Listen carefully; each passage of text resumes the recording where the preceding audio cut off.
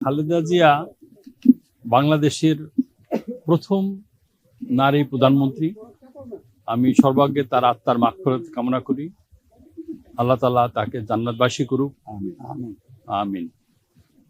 আমাদের এই স্বাধীনতার পরে অনেক প্রধানমন্ত্রী এসছেন, রাষ্ট্রপতি এসছেন, কিন্তু খালেদা জিয়ার একটা ব্যতিক্রম ধর্মী নেত্রী ছিলেন। ওনার ভিতরে কোনো হিংসা ছিল না।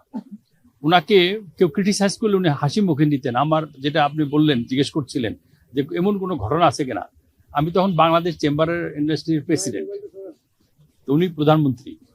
তো উনি মিটিংয়ে সভাপতিত্ব করছেন মোর্শেদ খান সাহেব, তখন এটার পররাষ্ট্রমন্ত্রী। তো আমি মাননীয় প্রধানমন্ত্রীকে ফর্মাল মিটিংয়ে বলতেছিলাম, মাননীয় প্রধানমন্ত্রী, উত্তরবঙ্গে মানুষ অভাবের মধ্যে আলুর চাষ করে আলুর দাম পাচ্ছে না।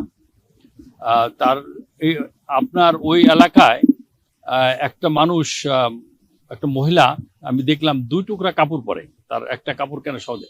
তার আপনার জনপ্রিয়তা কিন্তু কমে যাচ্ছে। উনি কিন্তু হেসে দিলেন। উনি হেসে দিয়ে বললেন যে আমার জনপ্রিয়তা কমছে কি বাড়ছে নির্বাচনে আসলে বুঝবেন।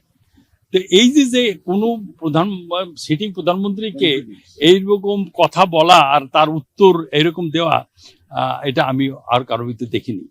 তো সবসময় আমরা যে কোনো ব্যাপারে, আমরা শিল্প কারখানার ব্যাপারে গিয়েছি, গ্যাসের ব্যাপারে গিয়েছি, উনি কিন্তু সাথে সাথে উনি ডিসিশন দিয়ে দিয়েছেন।